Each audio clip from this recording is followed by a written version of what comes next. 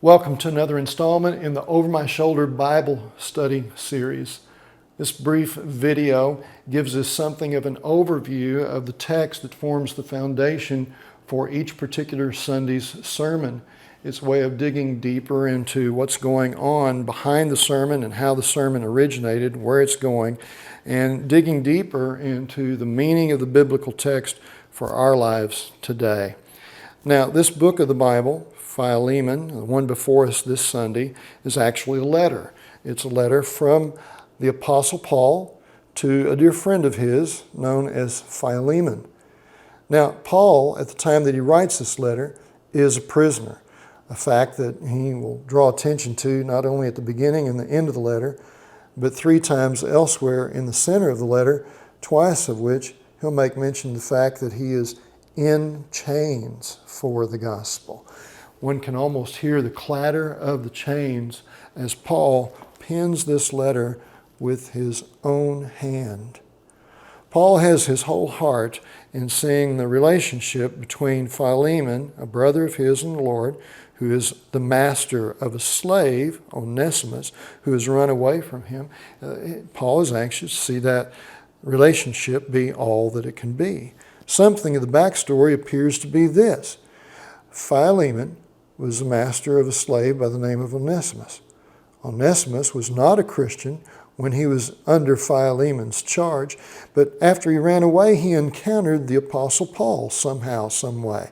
And Paul led him to be the Lord. He became my son while I was in chains. And now what? Well, it could have been easy for Paul to keep Onesimus with him. He was very useful to Paul there, Paul notes. But Paul sees a greater good that needs to be done as Paul and Philemon and Onesimus want to spend their life doing good. This good, namely, is for Philemon and Onesimus to be reconciled. And so Onesimus, the runaway slave, now converted to Christ, Paul sends back to Philemon with this letter in hand. One can imagine the kind of nerve it took for Onesimus to do such a thing. Runaway slaves were, well, let's just say they could experience brutal treatment by their masters if they had run away and were found. We just don't know how he might have been treated by Philemon. But Paul appeals on Onesimus' part, stands up for him, comes alongside him, pleads his case, as it were.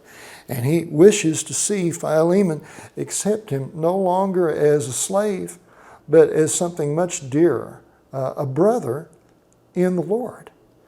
The gospel, embraced fully, can in many instances, such as this one, be countercultural. What an amazing story this letter is. Now, Paul, characteristically in his letters, near the start of the letter, will pray, and he'll pen that letter. And those prayers typically function as something like an abstract or summary of the whole letter. They function as something like a preview of coming attractions. They put the spotlight on key issues that the rest of the letter will develop and flesh out. Take, for example, here as Paul thinks of Philemon, he's thankful to God for Philemon. And one of the things he's thankful for is specifically noted that he has love for all of God's holy people. Now, the question du jour is, how will Philemon love this one of God's holy people, namely Onesimus, the runaway slave, now his brother in Christ? There was some close connection between Paul and Philemon, so much so that Paul will refer to in the prayer as a partnership. Now, what all that partnership entailed, we're not told.